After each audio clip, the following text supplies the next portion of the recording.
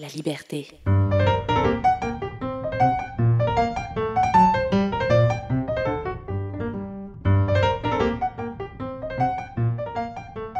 Quand les portes s'ouvrent, des liens se créent et des vies peuvent changer. C'est le cas des personnes que nous avons rencontrées dans ce balado.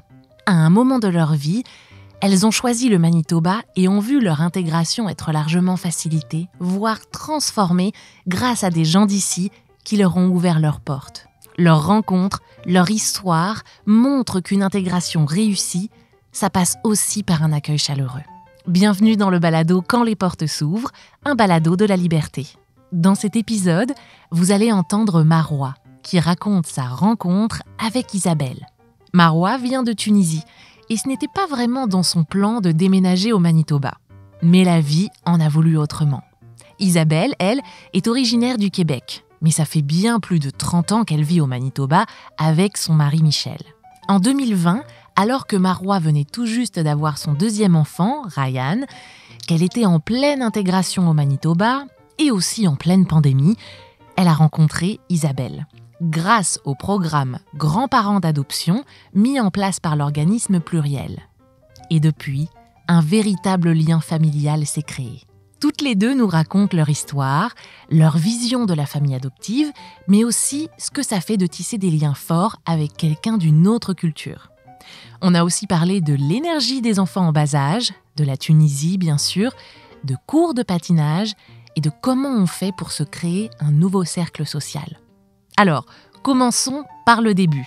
Marois et Isabelle nous content cette toute première rencontre. L'organisme Pluriel, qui vient en aide aux francophones du Manitoba, avait organisé un pique-nique dans le cadre de ce programme Grands-parents d'adoption. Alors, est-ce que vous vous souvenez, est-ce que vous pouvez me raconter comment vous vous êtes rencontrés? Précisément, la première fois que vous vous êtes rencontrés. Alors, c'était au Parc Saint-Vital, dans une place pour les pique-niques. Et puis, il y avait un cercle de chaises et puis quelqu'un avait apporté une sorte de chapiteau puis des collations. Et puis, on s'assoyait là près du stationnement. Puis, je me souviens quand vous êtes arrivés avec la poussette. Puis, je me souviens que Ryan avait à peu près 3-4 mois. Et puis, je me rappelle quand ils sont arrivés puis qu'ils se sont installés, tout ça. Puis, une des choses qui avait frappé les animatrices, c'est que j'avais changé ma chaise pour m'approcher d'eux autres. Tu sais, c'est nos chaises qu'on amène au party de soccer. Là, oui, les chaises de l'été, camping. Là, oui, c'est ça. Ouais. Et puis, j'avais bougé ma chaise parce que je suis toujours sur une patte. Là. Je veux dire, c'est pas... Il nous avait dit, on est là pour se connaître. Alors, je faisais ce qu'on avait dit. Okay. En tout cas, bon. Je me souviens très bien, c'était elle qui a fait le premier pas, qui a ramené sa chaise. Nous, parce qu'on avait la poussette, les enfants, et puis elle est venue juste à côté de nous et on a commencé à jaser, à parler comme ça spontanément, avant même que la présentation du groupe se fasse. C'était comme ça. Puis... Et puis, les personnes qui organisaient le programme avec Pluriel ont remarqué ce contact qui s'est créé naturellement. Pour moi aussi, l'époque où c'est venu, ce programme, c'était comme une sorte de réconciliation aussi pour moi. Parce que moi, mon accouchement, c'était en pleine pandémie. Puis c'était prévu aussi, quand je parle de ma famille, moi, ma mère est décédée depuis des années. Puis j'ai mon père qui est en Tunisie, qui s'est remarié avec une belle-mère qui est très gentille déjà. Et puis c'était en pleine pandémie. Puis c'était prévu que ma belle-mère vienne lors de mon accouchement pour m'aider. Parce que j'ai juste mon mari et ma fille. J'ai pas de famille ici. Et puis ce qui est triste, c'est que quand on a tout préparé, le billet est là, ses bagages sont déjà préparés, j'ai acheté le lit, j'ai préparé sa chambre. Juste 48 heures avant son arrivée, le Canada a fermé les frontières à cause de la pandémie, puis juste le lendemain, la Tunisie a fait la même chose. C'était pour moi très décevant, j'avais une grosse anxiété, j'avais même demandé, j'avais peur, je connaissais pas c'est quoi ce virus, j'avais même peur d'être induced, d'avoir un accouchement provoqué. J'étais à terme, mais je voulais pas encore attendre pour accoucher. Donc, mon accouchement était... Quand on m'a appelé, il y avait une place à l'hôpital. Est-ce que vous voulez encore être induced pour déclencher l'accouchement? J'ai dit oui, je suis stressée.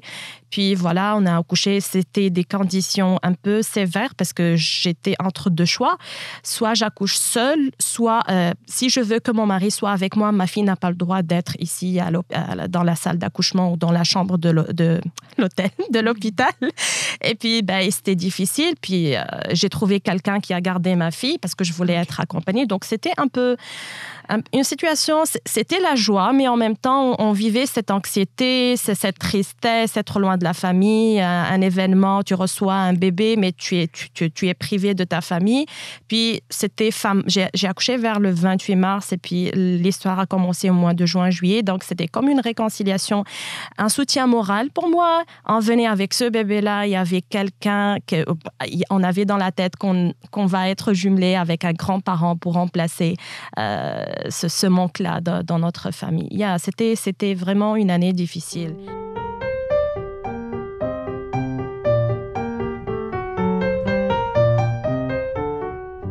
Si on remonte un petit peu dans le temps, donc à votre arrivée au Canada, donc tu as dit qu'avec votre famille, vous venez de Tunisie. C'est un petit pays qui est très charmant. On a toute la côte est au bord de l'eau.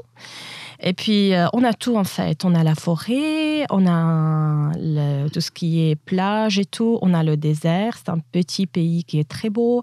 Dans le nord-ouest, on est juste à côté de l'Algérie. Il peut même neiger. C'est les forêts, c'est beau. En bas, c'est les palmiers, c'est les dattes, c'est les dunes de sable, les chameaux. On a même des berbères qui habitent encore dans le sud tunisien. C'est un pays, mon pays et même le peuple tunisien, on est un peuple très chaleureux qui aime vivre et qui est très bruyant. On donne aussi beaucoup d'importance à la gastronomie, à la nourriture, pas juste on mange, mais on aime savourer et manger. Et puis, on est très généreux comme peuple, comme pays. On s'entraide beaucoup. Revenons un peu plus en arrière, si tu veux bien. Si tu veux bien nous raconter comment ça s'est passé, ce changement de vie, si on peut appeler ça comme ça. À quel moment vous avez quitté la Tunisie? Et si tu permets de poser la question, pourquoi vous avez quitté la Tunisie pour le Manitoba? Moi, je vais dire c'est le destin. C'est le destin qui a gagné, c'est le destin qui a pris le dessus sur ma volonté. Pour être sincère, c'était pas du tout mon intention. Comme j'étais bien, j'avais une bonne position. Moi, je suis orthophoniste de formation. J'avais mon propre cabinet d'orthophonie dans un quartier très chic. Je recevais des enfants pour la rééducation qui venaient des écoles françaises, de l'école canadienne en Tunisie, des écoles privées. Bref, j'étais bien installée. Mais le destin a fait que je connaisse mon mari qui était sur le plan d'appliquer pour le projet d'immigration. C'était au moment où je l'ai connu, puis j'ai pas vraiment prêté attention à son envie, parce que dans ma tête, je savais pas qui va être mon mari. On était juste des copains. Et puis petit à petit, les choses se sont accélérées rapidement. Et puis là, je suis arrivée à un stade à lui dire, OK, tu choisis soit le Canada, soit moi. Moi, je veux pas immigrer. Je suis bien, je vais rester ici. Puis j'ai déjà parlé de ça. Je vivais avec mon papa et ma belle-mère, et puis mon frère est déjà expatrié en Arabie Saoudite. On était juste seuls, puis je voulais pas, mais il m'a dit, tu sais quoi, Maroua, je te veux toi et le Canada. Et c'est comme ça les choses. Puis on a voulu. Puis quand je l'ai connu, c'était pendant sa visite exploratoire. Okay. Et puis il est revenu de cette visite, et puis les choses se sont accélérées, son dossier a avancé, puis nous, je dis... puis on s'est senti vraiment qu'on pouvait bâtir un futur, un couple ensemble. Puis on a accéléré les choses pour se marier dans les 6 mois qui sont venus. Puis après le mariage, c'était mon dossier qui devrait être préparé. Ça a décalé un peu le traitement. On s'est mariés. Je suis tombée enceinte de Hayat, ma fille. J'ai dit peut-être qu'on ait un bébé en Tunisie, ça va le repousser un peu pour ne pas... Pour ne pas immigrer, vous pouvez partager ça. C'est ça, comme... Malgré ça, il tenait quand même à joindre le dossier de ma fille Hayat. Puis voilà, ça a pris comme 1 an et demi. Puis à chaque fois, je dis, oh oui, c'est bon, ça a l'air que ça va tarder, la RP, la résidence et tout ça. Puis... tout d'un coup, vers le mois de décembre, on reçoit un appel, venez prendre votre visa prêt. Grande surprise pour Maroua et sa famille, donc, car non seulement ils obtiennent le visa pour partir au Canada, Mais la famille doit mettre les pieds sur le territoire canadien dans les 4 semaines qui suivent pour faire valider la résidence permanente, sinon le visa expire. Les choses se sont donc très vite accélérées. On est venu pour confirmer la résidence, mais je suis restée juste 3 semaines. Puis j'ai laissé mon mari, je suis retournée avec ma fille pour libérer la maison, des choses comme ça. Et je pensais que j'allais rester plus longtemps. Mais là, au bout de 3 mois, je me sentais que non, il faut que je rejoigne mon mari. Je veux encore regrouper la famille. Je me sentais seule et tout ça. Voilà, je suis retournée vers le 23 janvier. Puis je suis retournée le 14 avril 2019 sur les terres canadiennes, au Manitoba. Et puis, c'était aussi un défi parce que moi, auparavant, j'ai jamais voyagé. J'ai pas eu la chance de voyager. Donc, mon premier voyage, c'était 3 montées, 3 descentes. 6 à monter. Et quand je suis retournée seule, c'était la panique pour toutes les familles. Hein. Ma famille et sa famille, comme Marois va rentrer du Manitoba toute seule avec un bébé. Est-ce qu'elle saura comment changer d'un avion à un autre et tout ça? J'ai réussi. Je suis bien arrivée. Et le retour aussi était parfait. Donc, dans 3 mois, j'ai fait 18 montées-descentes d'avion. Beaucoup d'argent. Hein. Tu sais, les billets, c'est trop cher. C'est ça. Donc, je suis venue au mois d'avril, le temps de s'installer. J'ai trouvé un petit contrat. J'ai commencé dans une garderie. J'ai travaillé juste pour 3 semaines. Puis après, c'était le call center 24/7. J'ai travaillé un peu. Après, j'ai pris mon congé de maternité de là-bas. Et puis voilà. Et puis les choses se sont avancées petit à petit. Puis il y avait la surprise du bébé, le deuxième bébé qui a pointé le nez. Après 9 mois, c'est ça. Et puis...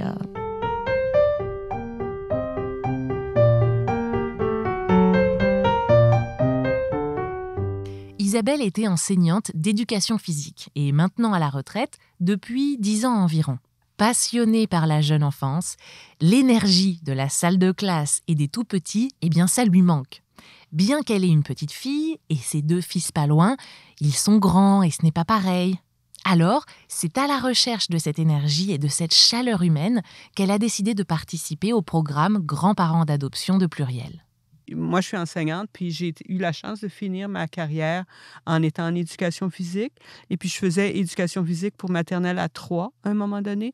Et puis, j'aurais pas pu avoir de plus beau cadeau que ça. Tu sais, je veux dire, c'est pas... Tout le monde t'aime quand tu enseignes au gymnase. Je veux dire, c'est vraiment plaisant. Il y a aussi le fait qu'Isabelle a une histoire particulière avec la diversité culturelle. Peut-être que c'est le fait d'avoir grandi à Montréal ou aussi une part de sa personnalité, mais cela s'est accentué quand elle a adopté 2 enfants d'origine multiculturelle. Elle dit elle-même que cela pousse à se tourner vers d'autres cultures, encore plus. Elle sait aussi ce que ça fait de vivre loin de chez soi et de sa famille. Tant de points communs avec Marois, ou en tout cas des points de compréhension. Quand tu es une famille adoptive, tu fais pas semblant que c'est un lien naturel. C'est une autre sorte de lien. C'est pas vrai que la génétique est avec nous. Tu sais, je veux dire, c'est sûr qu'on n'a pas ce lien génétique-là, mais ça fait pas moins une famille. Là. Tu sais, c'est différent. Beaucoup de gens me disent que j'ai la même sorte d'humour que mon aîné. Alors, tu sais, tu te retrouves des ressemblances d'une façon ou de l'autre. Et puis, si tu me vois avec mes enfants, un est d'origine asiatique, puis l'autre est d'origine africaine et d'autres choses, multiraciales. Alors, on est une famille multicolore. Quand tu nous vois tout le groupe, bien là, tu ne nous verras plus parce qu'on ne sort pas tout le groupe. Mais en tout cas, tout ça pour dire que l'adoption fait partie de ma vie, que où j'ai grandi à Montréal-Nord, il y a toujours eu des gens qui venaient d'Irlande puis d'Italie. Puis après ça, le Maghreb est arrivé au Québec, à Montréal, il y en a. Là, je veux dire, c'est pas comme si c'est rare. Et puis, mon plus jeune est d'origine philippine. Alors, je suis allée aux Philippines avec lui. De toute façon, l'adoption faisait déjà partie de ma vie. Alors, je sais que n'importe qui vient, toute ta belle famille vient pas. Tu t'ennuies de tes parents. Quand ta sœur a un enfant, t'es comme pas là. Hein? T'as pas le même contact avec les cousines, tout ça. Alors, c'est toutes des choses que je savais, ce gros deuil de ta belle famille que tu fais quand tu immigres.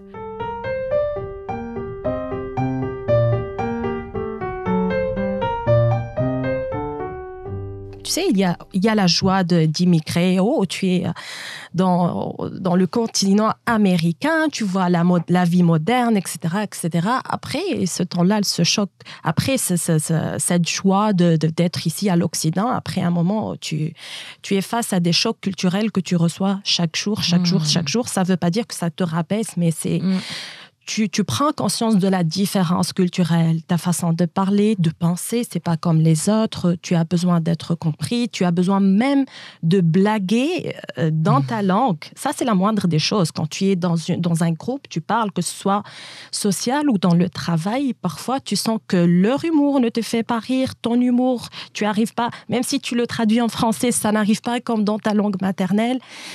Tu as besoin de goûter, de goûter tes plats comme la nourriture. Au début, j'ai pas du tout aimé le goût des aliments ici. Je trouvais une grande différence, mais après, je me suis adaptée. La preuve, quand je suis revenue pour un voyage pour visiter ma famille l'année passée, je trouvais que les goûts en Tunisie de certains aliments ne sont pas bons parce que je me suis habituée à ici.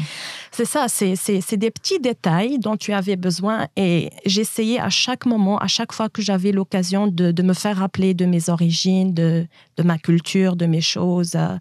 Même une petite chose décorative dans la maison qui me fait rappel de la Tunisie, je la mettais. J'écoutais de la musique tunisienne. J'étais très contente au début. C'est rare de trouver des Tunisiens ici, mais quand je les trouve, j'étais très attachante à eux. Puis après, je me rends compte, OK, pas tout Tunisien que tu vas rencontrer va être forcément ton ami, tu sais. Quand on est en Tunisie, on peut pas être ami avec tout le monde. Tu sais, c'est ça, c'est... La moindre odeur de ton pays, là où tu le sens, tu veux aller l'attraper. C'est la chose qui est l'isolement. C'est ça. Ouais. On se sent vraiment isolé. Quand je suis arrivée, j'avais en tête l'idée que c'était difficile de tisser une amitié avec un Canadien. Ils sont friendly, ils sont très amicaux, comme ils peuvent blaguer avec toi, mais pour que tu sois ami avec lui ou qu'il t'invite à sa maison, c'est pas facile. Il y a beaucoup de méfiance et cette confiance se bâtit peut-être au fur et à mesure des années. En tout cas, j'avais pas ça l'idée en tête et j'avais toujours pas le rêve, mais quand je pensais à mes relations sociales, j'ai dit si je pouvais connaître des Canadiens, que ce soit francophones ou anglophones. Encore mieux, anglophone, pas mieux, mais ça m'aide aussi à pratiquer mon anglais et tout ça. Mais je pensais que c'était il y avait un frein, je sais pas, je pensais que c'était difficile. Je suis contente qu'ils avaient des petits-enfants, puis c'est beaucoup d'ouvrages. Moi, j'adore les petits-enfants, tout ça, mais je veux dire, là, je me rends compte, je vieillis. Hein. Au bout de 2 heures, je suis rendue que je suis fatiguée quand je les vois 2 heures. Tu sais, avant, c'était 4, mais maintenant, bon. Et puis, c'est très, très... Ta vie finit par être centrée sur tes enfants. Puis là, Hayat, elle a commencé l'école. Alors, vous allez avoir les amis d'école que vous allez croiser. Et puis, à un moment donné, les petits amis que je connais après son cours de danse, ils prennent le même autobus scolaire. Alors là, les amis de l'autobus scolaire, ça devient important, ça, dans ta vie, bien parce sûr. Que tu vois leur maison ou je sais pas trop quoi. Il y a une routine, hein? Ouais. Et puis, nous, ça a été ça. On a comme perdu nos amis. Ouais. Puis on a changé d'amis dans notre vie pour avoir des gens qui avaient des enfants du même âge que les nôtres. C'est ce qu'elle me disait toujours. Alors, à un moment donné, on était centré sur les gens chez qui on pouvait facilement aller. Puis, à un moment donné, les enfants avaient un intérêt aussi à aller là. Alors, maintenant, tous ces enfants-là sont devenus adultes. Alors, on ne se voit plus pour cette raison-là. Bien sûr. Mais ça fait que... Comme pour moi, d'avoir des enfants de l'âge des vôtres, c'était quelque chose d'important. Oui, ma bulle sociale, sincèrement, elle est vraiment limitée parce que c'est pas parce que je trouve pas, j'ai beaucoup de connaissances et le fait de changer de plusieurs emplois, chaque fois j'ai des connaissances qui s'élargissent et tout ça, mais c'est surtout le fait d'être focalisé sur mon rôle de parent, mon rôle comme une maman qui travaille aussi en dehors de la maison. Comme le temps passe trop vite et puis à peine je trouve le temps à rencontrer mes amis et je le dis, comme quand j'ai du temps, c'est toujours Isabelle, j'ai 1, 2, 3 connaissances là là que je connais, mais dans la mesure où je peux, mais c'est aussi Isabelle. Même si on ne se voit pas, c'est un texto, c'est un appel vidéo. L'hiver passé, on sortait seul, rien que pour marcher dans le parc. On a fait le patinage sur glace. On a fait du patinage, oui, qu'on s'y remette. Grâce à elle, au bout de la troisième fois, ça y est, j'ai appris. Maintenant, je peux patiner parfaitement. C'est vrai, je ne savais pas du tout patiner avant. Oui. Non, mais je faisais les rollers juste dans mon pays. Depuis mon adolescence, mais je le maîtrisais très bien. C'est comme si le réflexe est là. Il fallait juste l'adapter à la glace, sur la glace, c'est ça. Puis, j'adore ça. J'attends impatiemment que ça gèle à la rivière rouge. Ça doit être ouvert. Il faudrait que j'aille te montrer la patinoire où il y aurait des leçons pour Ryan. Mais il y a des leçons pour les deux, là, mais en tout cas. J'avais fait ça, prendre des leçons parents-enfants en patin. Génial. Sauf que tous les autres parents étaient bons. Moi, je n'étais pas très bonne. Moi, je pouvais tourner juste d'un côté. Puis, mon petit garçon était peut-être un peu plus grand que les autres. En tout cas, moi, je ne le porte pas. Hein. Surtout sur la glace. C'est difficile. Oui. Non, j'arrive même pas à tenir debout sur les patins. Moi, je vous dis, j'arrive même pas à tenir debout. Donc, on est bonne. On est bonne. Non, je suis impressionnée. On amenait toute l'école patiner, puis les gens apprenaient. Non, on sait apprendre à patiner au monde.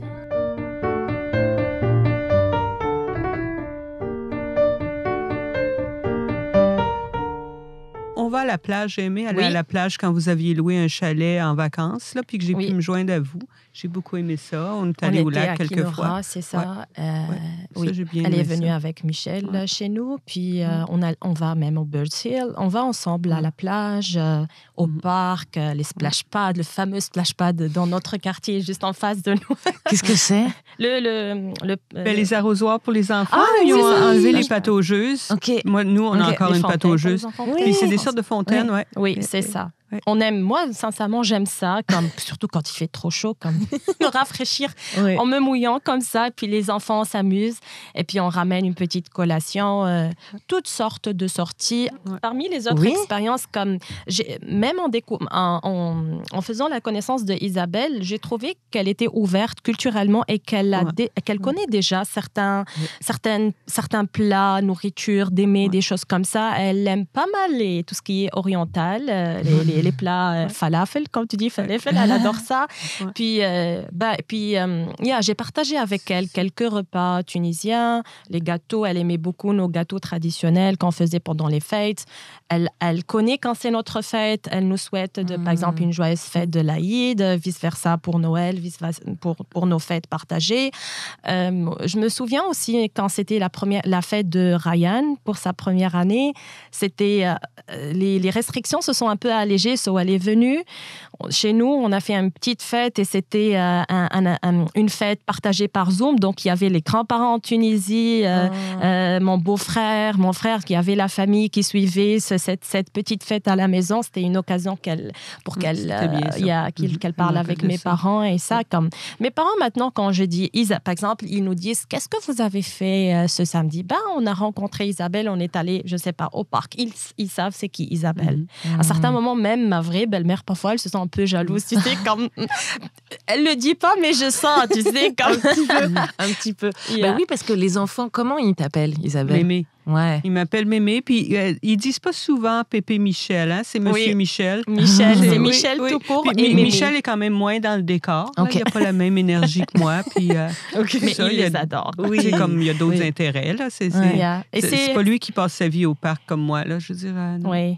Puis, mais il aime marcher, il aime conduire. Quand tu es allé à la trampoline, là, je suis jamais allée à cette place-là. Là. Quelque chose Flying Monkey, Flying Squirrel. Oui. Et puis, ça, c'est mon genre d'endroit. Là. Moi, j'étais la seule qui pouvait amener les enfants à Adventure City. Là. Puis, tu sais, c'est juste du bruit. C'est horrible, ces places-là. C'est vraiment bruyant. Les enfants adorent ces places-là. Mais... oui. C'est Hayet qui a dit le premier. Une fois, on était, je pense, au parc ou dans la voiture. Elle a dit « Mémé ». Et c'est à partir de là que même moi, maintenant, avant de venir, je l'ai texté. J'ai dit « Bonjour Mémé », comme moi aussi, je l'appelle Mémé Isabelle. Donc, c'est Hayet qui a inventé ce mot. C'est vrai. Et quand je dis Mémé, on va appeler Mémé. Même, je veux parler de la mémé en Tunisie. Et parfois, elle pense c'est Isabelle. Quand elle était plus jeune, tu sais. Mais maintenant, elle sait qu'elle a une mémé ici au Canada. C'est mémé Isabelle, une mémé en Tunisie. Puis, c'est pas des mamies ou des je sais pas quoi comme ici. Ma mère, c'est grand-maman. Puis moi, pour ma petite fille, les garçons disent ça tourne à grandma. Ils sont pas capables de dire la dernière syllabe à un moment donné, là.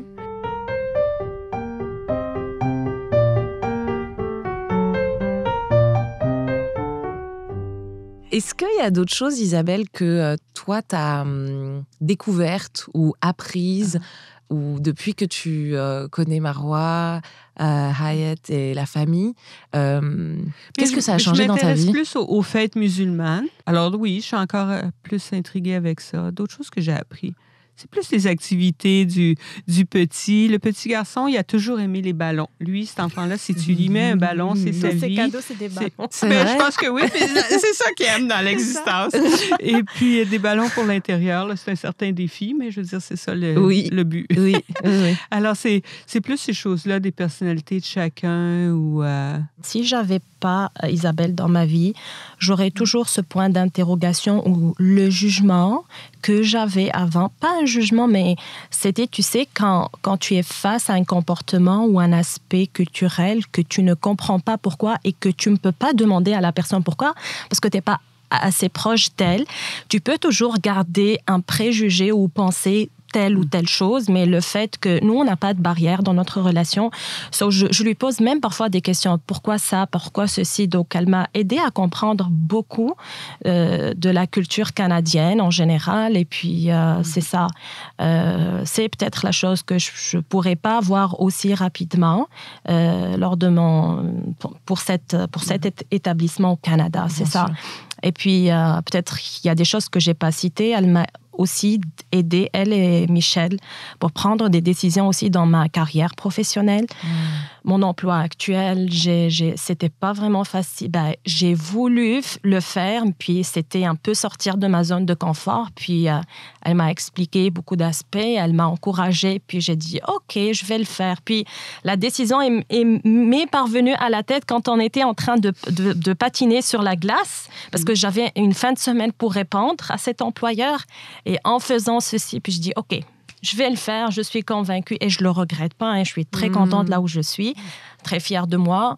C'est ça, elle m'a aidée. Même pour autre question, pour autre chose, c'est comme un parent pour moi. Je lui pose, elle, premièrement, la question avant de poser, par exemple, à un ami ici ou à papa qui vient en Tunisie, je me réfère à elle. Que je frappe sa porte, je lui demande une chose, c'est elle qui prend l'initiative de nous aider de temps en temps pour un tel ou tel service. Et pour elle aussi, elle aimait beaucoup le fait d'accompagner ma fille, par exemple, pour son cours de danse il y a 2 ans.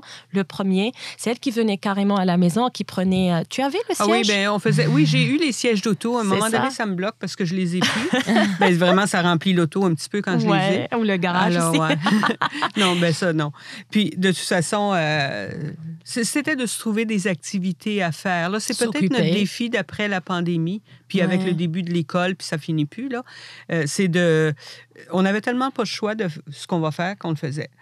Maintenant qu'on a le choix, c'est de créer l'occasion. Parce qu'on oublie de créer l'occasion, puis après ça, tu ne t'es pas vu. Je trouvais qu'avec le groupe qu'on avait, de se voir à Noël, à la fête des mères, de se voir aux 4 mois avec des enfants, c'est passé. On avait prévu à un moment donné d'aller en Tunisie pour un congrès.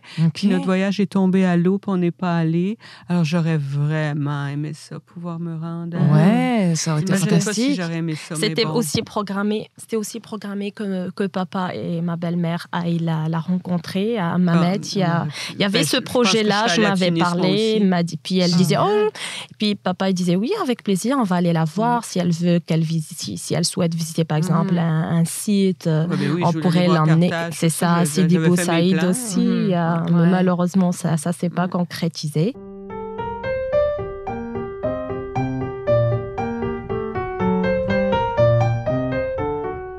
Isabelle Marois, merci beaucoup de nous avoir raconté votre lien, comment vous vous êtes rencontrés, votre histoire de grands-parents d'adoption.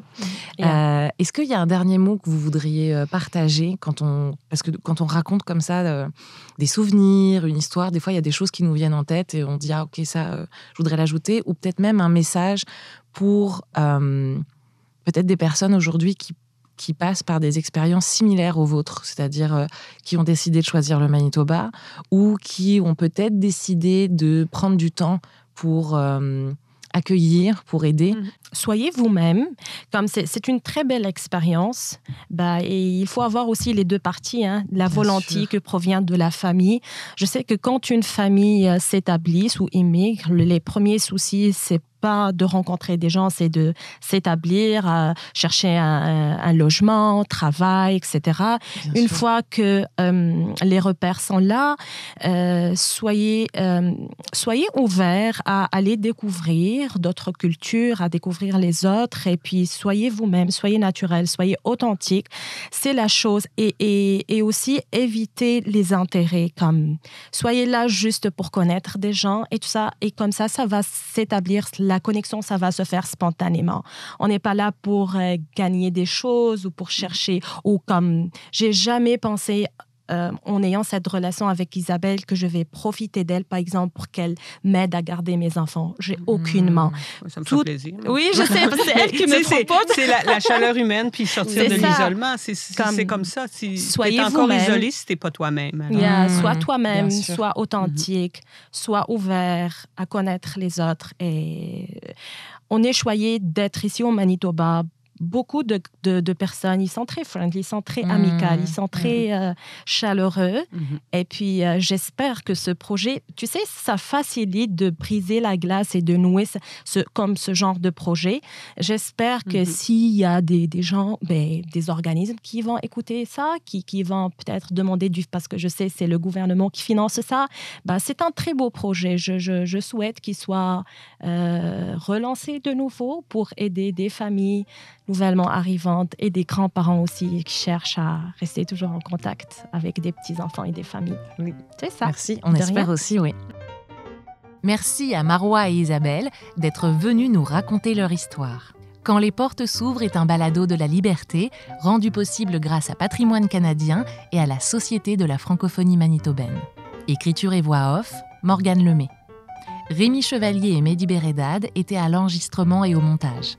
Fanny Demeuzy est gestionnaire de projet. Graphisme de Sonia Rousseau, Lisiane Romain est à la production et Sophie Gaulin à la direction générale. Retrouvez Quand les portes s'ouvrent sur toutes vos plateformes d'écoute préférées et n'hésitez pas à commenter, partager et à nous laisser 5 étoiles. La liberté.